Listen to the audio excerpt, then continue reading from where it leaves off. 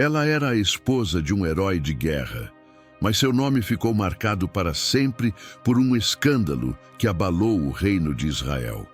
Esta é a história real de Batseba, a mulher que viveu na sombra do pecado, mas cujo destino foi transformado por um propósito maior que ninguém poderia imaginar. Se você gosta de histórias bíblicas profundas e reveladoras, não se esqueça de se inscrever no canal e ativar o sininho para não perder nenhum detalhe dessa jornada impressionante. Jerusalém, no auge do reinado de Davi, era uma cidade de contrastes, palácios dourados e ruas estreitas, guerreiros valentes e intrigas silenciosas. E no meio desse cenário de poder e espiritualidade, vivia uma mulher chamada Batseba. Ela não era uma desconhecida. Seu pai, Eliã, era um dos valentes de Davi, guerreiros leais que protegiam o rei com suas próprias vidas. Seu avô, Aitofel, era um conselheiro tão sábio que sua palavra era lei nos corredores do poder. Crescer em uma família assim significava viver sob o peso da honra e dos segredos. Batseba se casou jovem com Urias, o Heteu, um soldado estrangeiro que, apesar de não ser israelita, demonstrava mais lealdade a Davi do que muitos nascidos em Israel. Ele era um homem de princípios, um guerreiro que preferia dormir entre os soldados no campo de batalha, a desfrutar do conforto da casa enquanto seus companheiros sofriam. E Batseba? Ela vivia uma vida discreta, cumprindo seu papel como esposa de um homem importante, mas longe dos holofotes da corte. Mas tudo mudaria em um único dia. Enquanto Urias estava na guerra, Batseba seguia sua rotina em Jerusalém. Ela não sabia que, em algum lugar acima dela, nos terraços do palácio real, os olhos do rei Davi a observavam. Um olhar que desencadearia uma das histórias mais polêmicas e profundas da Bíblia. Porque esta não é apenas a história de um pecado. É a história de uma mulher que, mesmo sem buscar, se viu no centro de uma tempestade e que, no fim, descobriria que até os erros mais sombrios podem ser redimidos por um plano maior. E o pior ainda estava por vir. No próximo capítulo, você vai descobrir o momento em que Batseba percebeu que sua vida nunca mais seria a mesma. O que você acha que passou pela mente dela quando recebeu a mensagem do rei? Deixe nos comentários. E se você quer acompanhar essa história até o fim, não se esqueça de se inscrever no canal. Toda semana trazemos uma nova história bíblica cheia de lições que vão mudar sua perspectiva. O sol da tarde caía sobre Jerusalém, com uma intensidade que só o verão hebraico conhecia. Naquele dia, como em tantos outros, Batseba seguia sua rotina dentro dos muros de sua casa. Um lar simples, mas digno para a esposa de um dos soldados, de Davi. Com Urias longe, na frente de batalha contra os amonitas, os dias eram silenciosos, marcados apenas pelos afazeres domésticos e as visitas ocasionais de mulheres da cidade. O calor era tanto que ela decidira se banhar no pátio interno de sua residência, um lugar discreto, protegido por altas paredes de pedra. Era um ato comum na época. A higiene pessoal era tanto uma necessidade quanto um ritual de purificação. O que ela não podia saber era que do alto do terraço do Palácio Real, um par de olhos a observava. Davi, o rei ungido de Israel, aquele que havia derrotado Golias e transformado uma nação dispersa em um reino poderoso, estava inquieto. A Bíblia diz que era o tempo em que os reis saem para a guerra. Mas Davi, inexplicavelmente, havia ficado para trás. Enquanto seus homens lutavam, ele vagava pelo palácio, insone e agitado. Foi nesse estado de espírito que, ao caminhar pelo terraço, avistou ao longe uma figura feminina se banhando sob a luz do entardecer. A distância não lhe permitia ver detalhes, mas algo naquela cena o hipnotizou. A água escorrendo sobre a pele, Os cabelos escuros contrastando com a luz dourada, uma imagem de normalidade que em seu coração já inclinado à concupiscência, se tornou uma obsessão instantânea. E aqui começa o grande erro de Davi. Em vez de desviar o olhar, ele mandou averiguar quem era aquela mulher. Os servos voltaram com a informação. É Batseba, filha de Eliã, esposa de Urias, o heteu. Qualquer outro rei, qualquer homem, temente a Deus, teria parado ali. Urias não era um desconhecido, era um dos 30 valentes de Davi, guerreiros de elite que haviam jurado lealdade ao rei com suas próprias vidas. Mas Davi, cego por seu desejo, ignorou todas as bandeiras vermelhas. A ordem real foi despachada antes que a razão pudesse prevalecer. Tragam-na ao palácio. Imagine o terror, misturado com confusão que Batseba sentiu quando os mensageiros reais bateram em sua porta. Naquela época, uma convocação real não era um convite, era uma ordem. Ela não tinha escolha, a não ser obedecer. Vestida adequadamente, mas com o coração acelerado, ela seguiu os servos através das ruas íngremes de Jerusalém até os portões dourados do palácio. O encontro entre eles foi carregado de uma tensão que a Bíblia descreve com poucas palavras, mas que a história nunca esqueceu. Davi, o poeta que compôs salmos tocantes, o guerreiro que chorou por seu melhor amigo Jonatas, agora se via diante de uma mulher cujo único crime havia sido ser vista no momento errado. Não sabemos as palavras trocadas, só sabemos o resultado.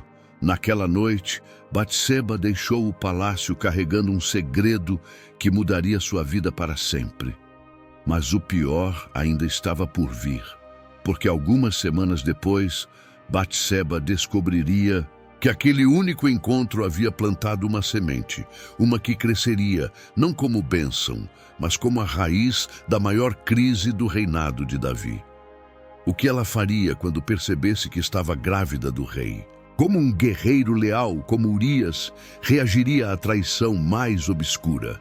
Esta história está apenas começando e os próximos capítulos são ainda mais intensos. Na próxima parte você vai descobrir os planos desesperados de Davi para encobrir seu pecado. E como tudo isso levou a um assassinato que manchou para sempre o maior rei de Israel. Não perca esse desdobramento chocante. Inscreva-se no canal e ative as notificações para ser o primeiro a ver o que aconteceu quando Batseba enviou aquela mensagem devastadora ao palácio. Estou grávida. Quando as primeiras náuseas matinais surgiram, Batseba sabia que seu mundo estava prestes a desmoronar. Aquele segredo que carregava em seu ventre não poderia permanecer oculto por muito tempo. Era uma bomba relógio biológica que explodiria não apenas sua vida, mas todo o reino de Israel.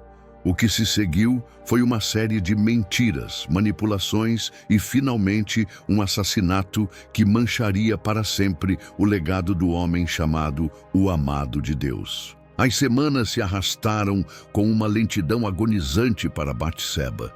Cada dia que passava tornava mais evidente a mudança em seu corpo, a ausência do ciclo menstrual, as tonturas, os vômitos matinais.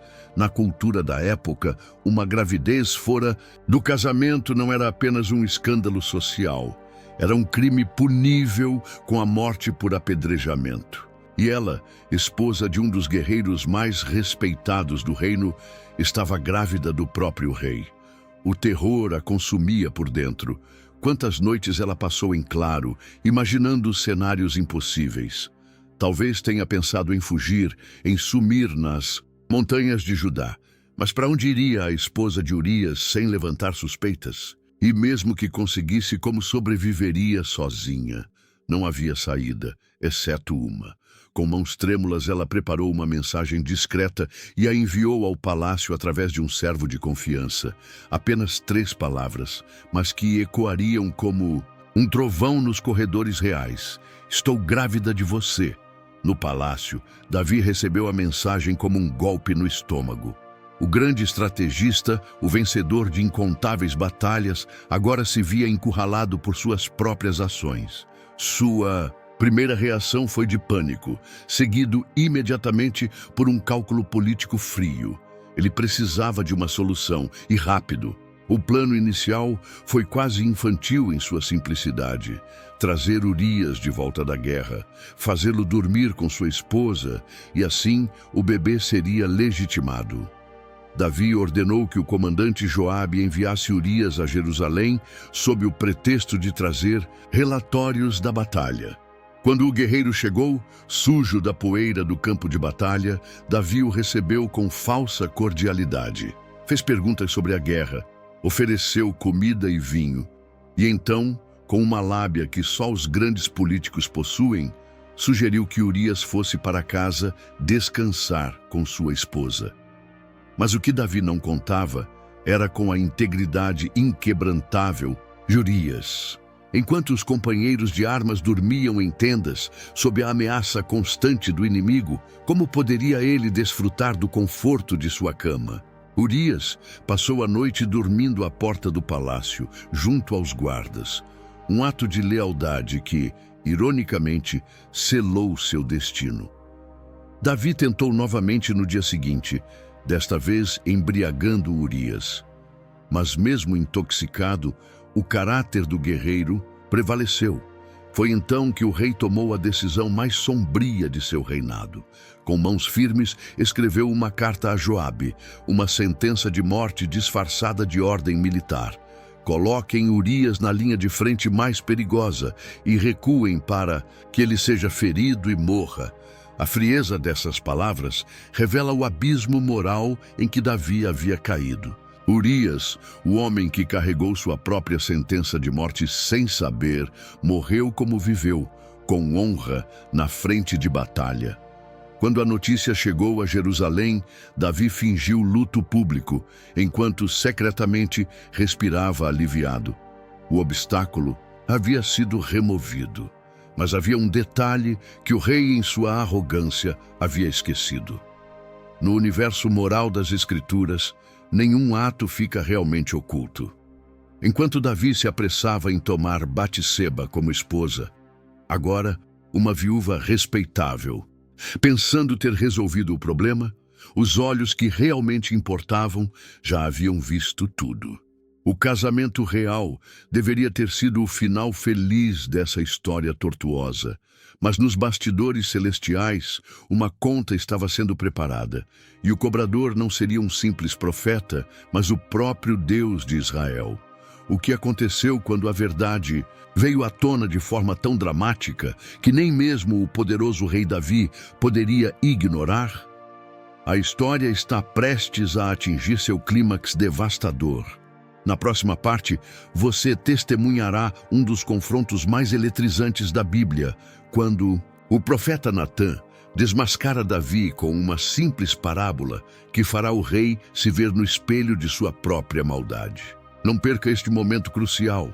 Inscreva-se agora e ative as notificações para descobrir como até o maior dos pecados pode encontrar redenção, mas não sem antes pagar um preço terrível.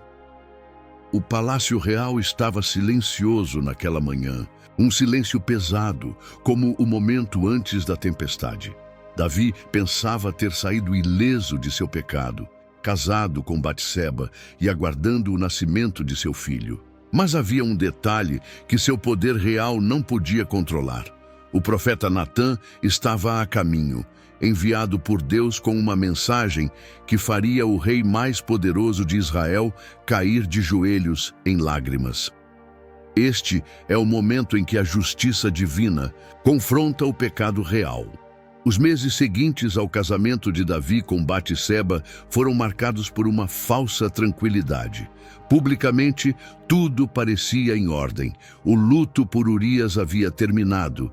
O novo casamento era aceito pela corte e Batseba, agora rainha, aguardava o nascimento de seu filho. Mas nos aposentos privados do rei, as noites eram longas e inquietas. Davi, o compositor de salmos que antes conversava com Deus como um amigo, agora evitava o templo. Suas orações, quando existiam, eram vazias e mecânicas. Foi nesse contexto que Natã, o profeta que servia como consciência moral do reino, recebeu uma mensagem divina. A ordem era clara: confrontar o rei. Não seria uma tarefa fácil. Profetas que desagradavam reis frequentemente terminavam suas vidas de maneira prematura. Mas Natã, conhecedor tanto do caráter de Davi quanto da gravidade do pecado cometido, obedeceu sem hesitar. A estratégia que Deus deu a Natã foi brilhante em sua simplicidade psicológica. Em vez de acusar Davi diretamente, o que poderia tê-lo colocado na defensiva, Natã apresentaria uma parábola. Quando foi admitido à presença do rei, começou a contar uma história aparentemente simples, mas carregada de significado.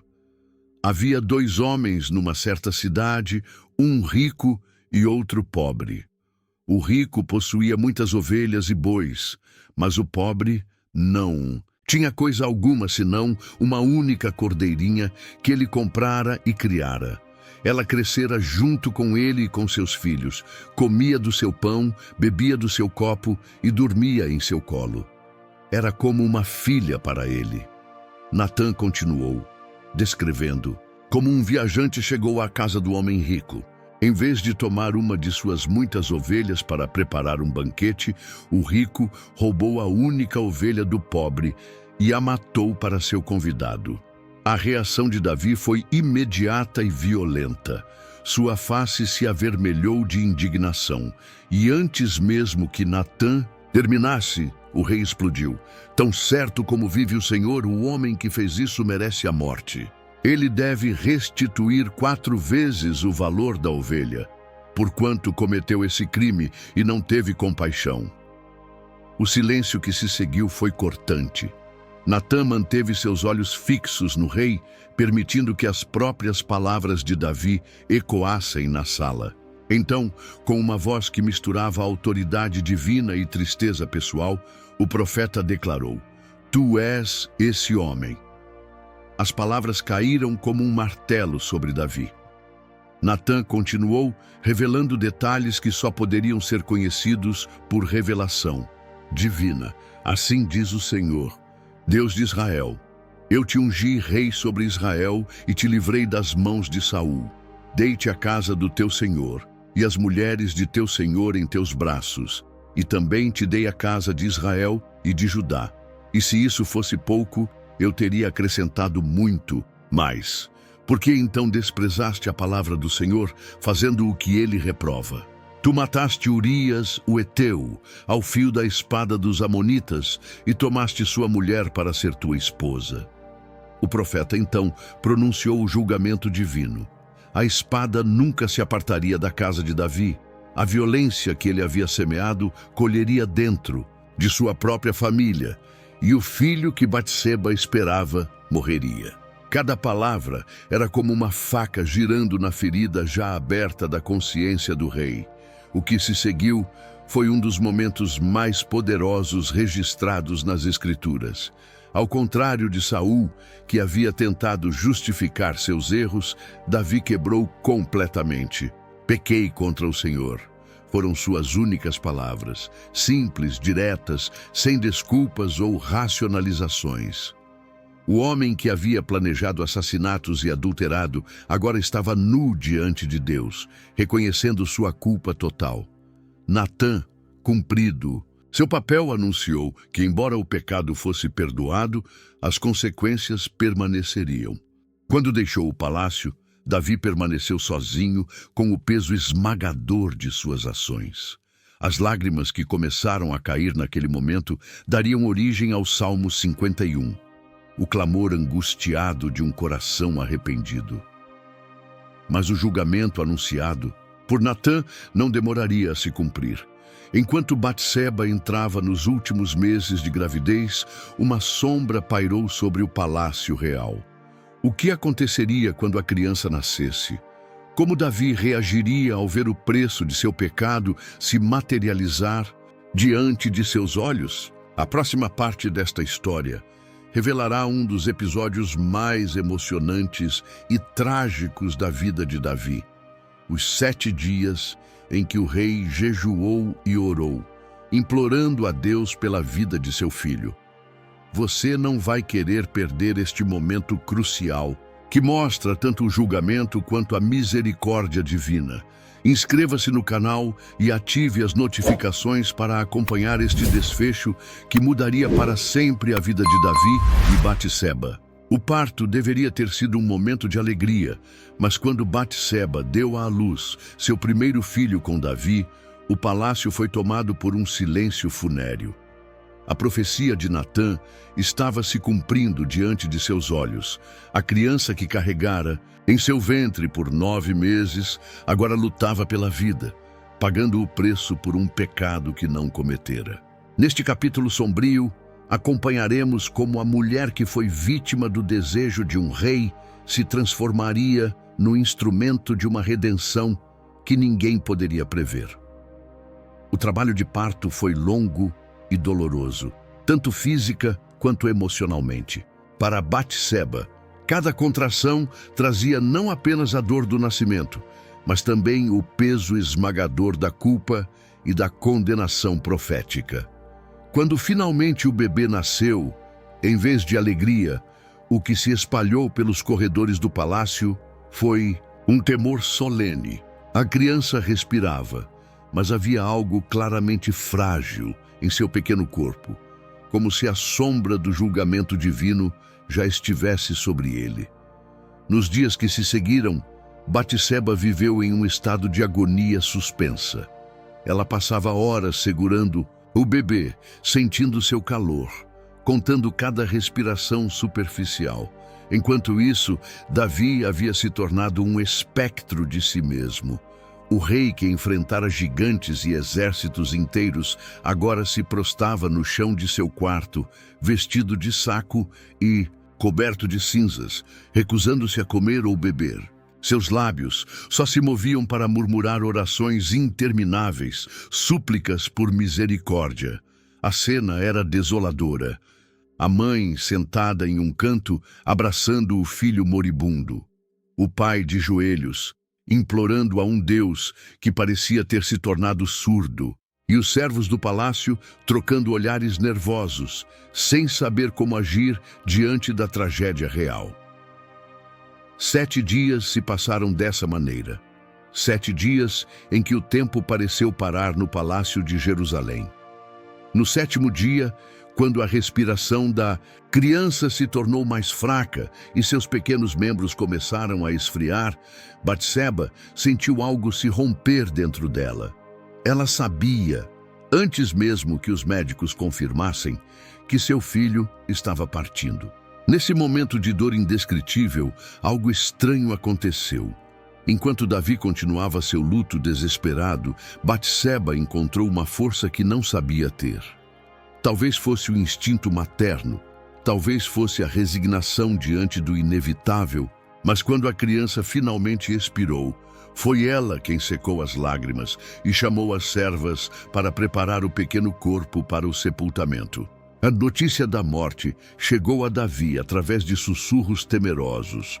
Os servos hesitavam em dizer ao rei, temendo sua reação. Mas quando finalmente o fizeram, aconteceu o inesperado. Davi se levantou, lavou o rosto, vestiu suas roupas reais e pediu comida. Aos olhos perplexos de sua corte, ele explicou: enquanto a criança ainda vivia, jejuei e chorei, pois dizia: quem sabe o Senhor terá misericórdia de mim e a criança viverá. Mas agora que morreu, por que deveria jejuar? Posso fazê-lo voltar? Eu irei para ele, mas ele não voltará para mim. Essas palavras ecoaram nos ouvidos de Batseba por muito tempo. Ela não entendia completamente a resignação de Davi, mas em seu coração de mãe começava a surgir uma pequena centelha de esperança, porque havia uma promessa que nem mesmo a morte deste filho poderia apagar. Natã havia dito que Davi e Batseba teriam outro filho, e este filho seria diferente. Os meses seguintes foram de luto silencioso. Batseba retirou-se parcialmente da vida da corte, passando horas no terraço onde costumava orar. Foi lá que Davi a encontrou em uma tarde quente de primavera. Desta vez, não havia desejo lascivo em seu olhar, apenas arrependimento e uma tristeza compartilhada. Naquele momento, algo mudou entre eles. O pecado que os unira inicialmente agora era substituído por uma ligação mais profunda, a experiência compartilhada do perdão divino. Quando Batseba engravidou novamente, havia um temor reverencial no ar. Desta vez, não havia segredos, não havia pressa em encobrir a verdade. O nascimento de Salomão foi recebido com alegria contida, como se todos no palácio entendessem que esta criança era um sinal especial da graça de Deus. O próprio Natã retornou ao palácio, desta vez com uma mensagem de esperança. Este filho era amado por Deus e receberia um nome especial, Gedidias, que significa amado do Senhor. À medida que Salomão crescia, Batseba dedicou-se inteiramente à sua educação. Ela sabia, com uma certeza que vinha do mais profundo de seu ser, que este filho era seu verdadeiro legado, não o fruto do pecado, mas da redenção. Enquanto ensinava o menino sobre a história de seu povo, sobre a lei de Moisés e sobre os erros e acertos de seu pai Davi, ela própria encontrava cura para suas feridas. Mas a história de Batseba estava longe de terminar. Enquanto Salomão crescia em sabedoria e estatura, uma nova tempestade se formava no horizonte político de Israel. Com a saúde de Davi declinando, os lobos começavam a circular, e entre eles estava Adonias, o ambicioso meio-irmão de Salomão, que já se autoproclamava herdeiro do trono. Como Batseba, a mulher que havia vivido tantos anos nas sombras, emergiria como a peça-chave na maior disputa de sucessão da história de Israel.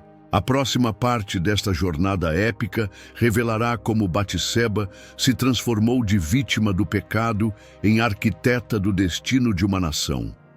Você não vai querer perder o momento em que esta mulher silenciosa finalmente encontra sua voz e muda o curso da história para sempre. Inscreva-se no canal e ative as notificações para acompanhar o desfecho surpreendente desta história que começou com um pecado e terminou com um legado eterno. O palácio de Davi estava envolto em sombras quando Batseba entrou nos aposentos do rei idoso. O homem que um dia fora o guerreiro mais poderoso de Israel, agora jazia enfraquecido, seu corpo incapaz de reter calor, mesmo sob pesadas cobertas. Mas o que trouxe Batseba até ali naquela noite decisiva não era apenas o dever de esposa. Era uma missão que mudaria o curso da história. Enquanto do lado de fora, Adonias celebrava sua autocoroação, ela estava prestes a desencadear uma sequência de eventos que garantiria não apenas o futuro de seu filho, mas o cumprimento de uma promessa divina. Os anos haviam transformado Batseba de maneira profunda. A jovem que um dia fora peça passiva no jogo de poder de Davi, agora era uma matriarca experiente, cujos olhos guardavam a sabedoria de quem sobrevivera ao escândalo, à perda e à redenção. Enquanto observava seu filho Salomão crescer, ela percebia nele algo extraordinário. Uma sede por conhecimento, uma capacidade de discernimento que transcendia sua idade e, sobretudo, um coração inclinado para o Deus de Israel. Quando Davi começou a declinar visivelmente, o ar no palácio ficou carregado de tensão não declarada. Adonias, quarto filho de Davi e agora o mais velho vivo após as mortes de Aminom, Absalão e Quileabe, começou a agir como herdeiro presumido. Organizou uma grande festa, convocando todos os príncipes reais, exceto Salomão e Natã. O movimento era claro. Estava fazendo sua jogada pelo trono. Foi nesse momento crítico que Batseba demonstrou toda a astúcia política que aprendera em décadas vivendo nos corredores do poder. Ela sabia que a promessa feita por Davi, que Salomão seria seu sucessor, precisava ser reivindicada imediatamente ou seria perdida para sempre. Mas também entendia que, como mulher em uma corte patriarcal, sua abordagem precisava ser calculada com precisão cirúrgica. A cena que se seguiu foi uma das mais habilidosas manobras políticas registradas nas Escrituras. Batseba entrou nos aposentos de Davi, acompanhada pelo profeta Natã, uma estratégia brilhante que dava peso espiritual à sua petição. Ela se curvou profundamente diante do rei enfermo, demonstrando respeito, mas quando falou, suas palavras foram diretas e carregadas de significado histórico.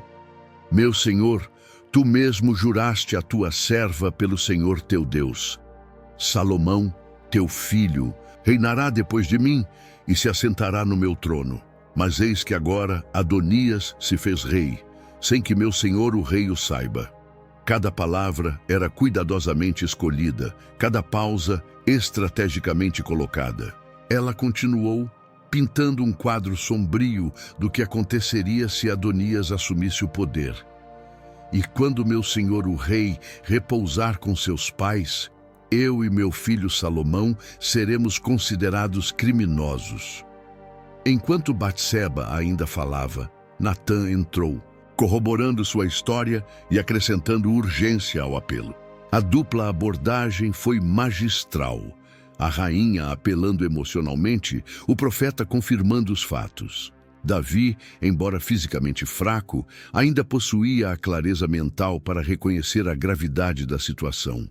O que aconteceu a seguir foi uma sucessão rápida de eventos que pareciam saídos de um drama político moderno. Davi ordenou imediatamente que trouxessem Salomão até ele. Na presença de Batseba, Zadok o sacerdote e Natã o profeta, o rei idoso fez o juramento público mais importante de seus últimos dias.